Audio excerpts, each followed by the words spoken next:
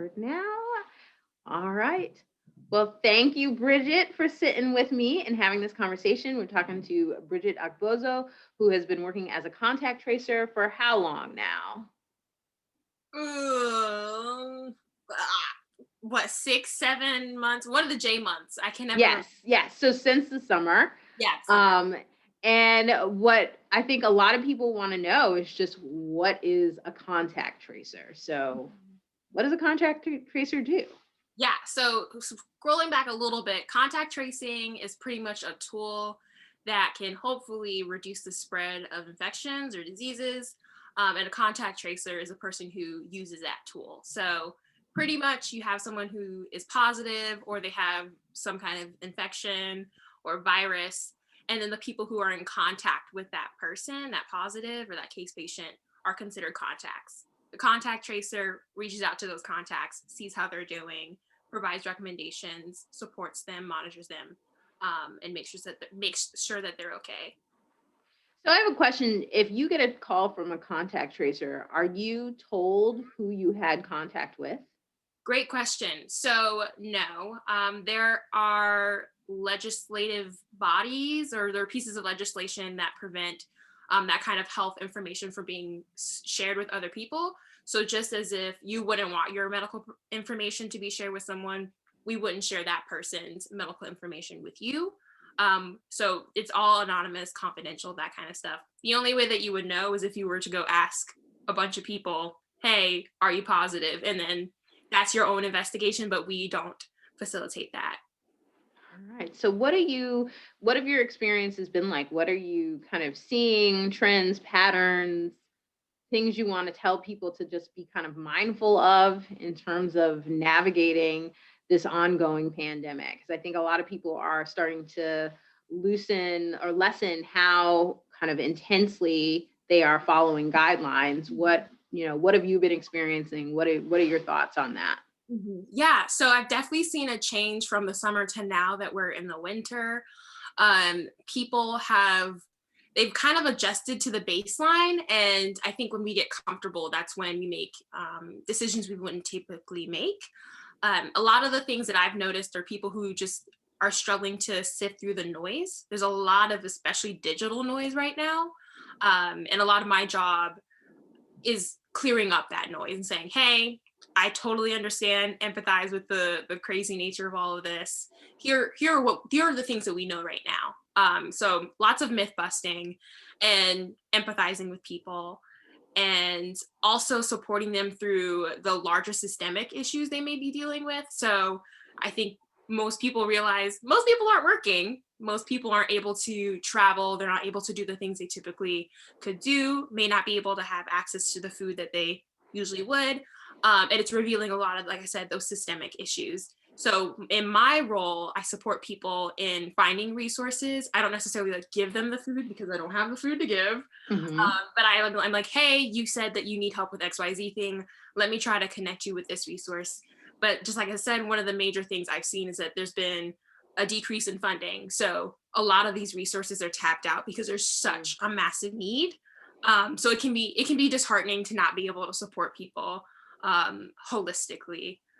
Other things I've noticed, I've been getting a lot of questions even from friends and family or just like strangers of like, so is this going to be over? And I'm like, I don't know. Continue to follow those practices, wearing your mask, socially distancing or physically distancing. If you're able to get a flu vaccine, go ahead and do that. And also just take care of your social and mental health as we kind of figure out the next steps. But I don't have a specific end date. I wish I did, because then I can be like, okay, we just have X number of days. It's going to be great. It's going to be fine. And we can work towards that goal. Right now, it's just kind of like a touch and go. Let's figure out what we can do to kind of mitigate the stress that we have in the meantime. So those are some of the things that I would say. One thing I would say from the contact tracing perspective is oftentimes people think we're scammers. I will say there are people who are not very kind. So I know for me and my team, we have certain checks and balances. Make sure you do your research. Don't give anybody your personal information in terms of your social security number. If you have one, don't tell them super specific details about yourself. Call the health department if you have any questions. Just be wise when it comes to that kind of stuff, because people are unfortunately interacting with unkind people. Another thing is that people are like, oh my gosh, when should I get tested? What should I do? That kind of stuff. There are tons of resources online. I know I just said that we're kind of dealing with digital noise right now, but focus on using those trusted resources. The CDC website has all kinds of graphics and like short articles that you can read to get those kinds of answers you may be looking for. So you mentioned myths. I want to go back to this. What are like, maybe give me one or two examples of myths that you hear people kind of either telling you or asking you to dispel? Yeah. So one thing I will say, like the 5G thing really took me for a loop. I really wasn't understanding that. And I think that was mostly an internet thing. One thing I get a lot is, well, if everybody's going to get it, why don't we just have, I think there used to be like chicken pox parties or something like that.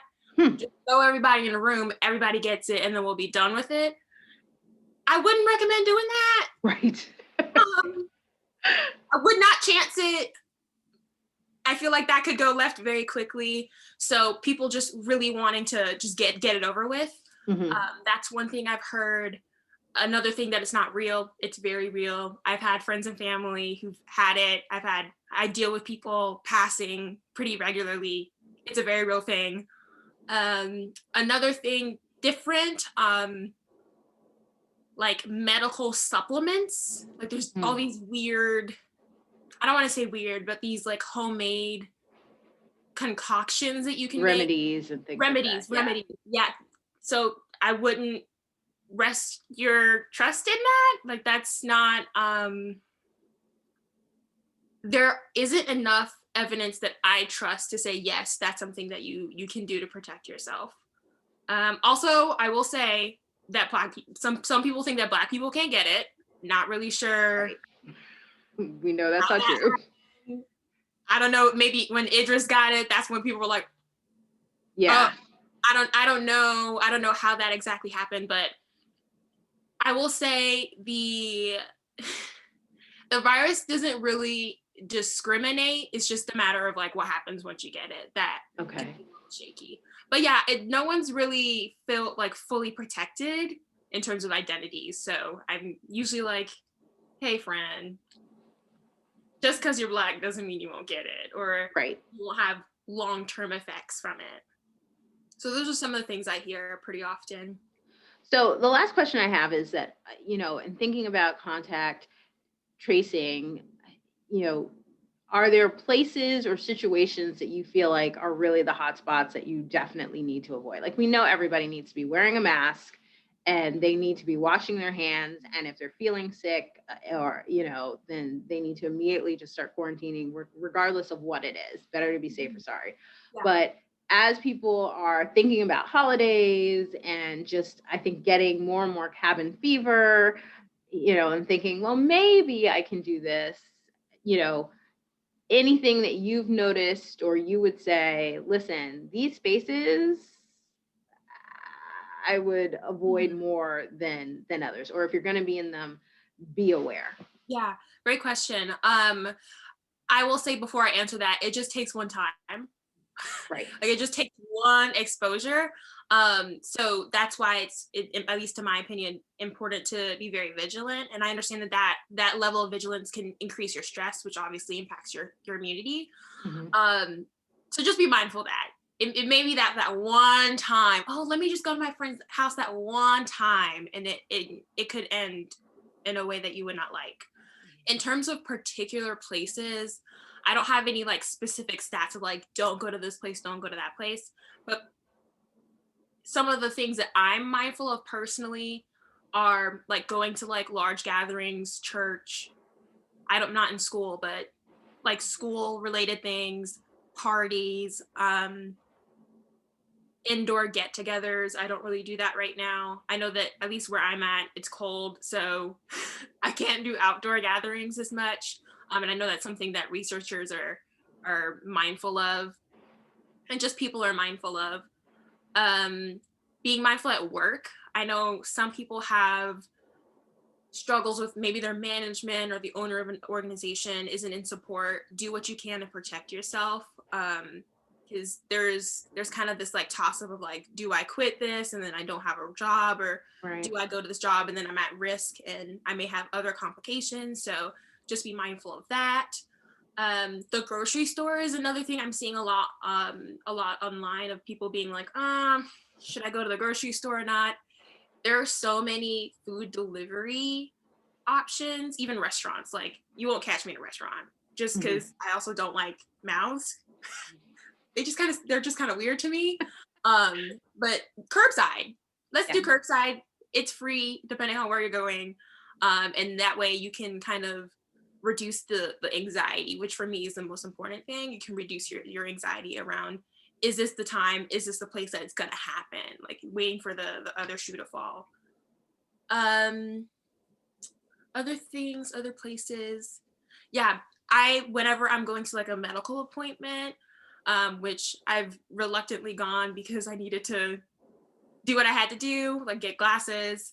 I always ask, do y'all wear masks? And that might sound odd. Like even 2019, if I asked that, people would probably be like, what are you doing? But I don't want to go to a place without knowing for sure that they have it handled.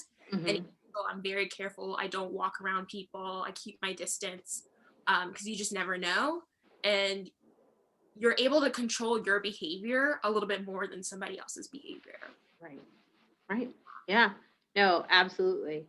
I mean, and I think that's the biggest thing, that this part of this reducing is that we've got to take accountability for our own behavior and recognize that even the best intentioned folks may not be controlling their behavior or taking the precautions that they need to Yeah. take. And we don't know that. So we just always take extra precautions on our own ends. Well, thank you so much for this. I think this has been really, really helpful in just kind of understanding contact tracing, and as well as, like the myths, that people are telling themselves, partly because they're scared, Yeah. and rationalizing. I think it's really important to hear that, and to know that no, that's not the case. Yeah. This is what it is.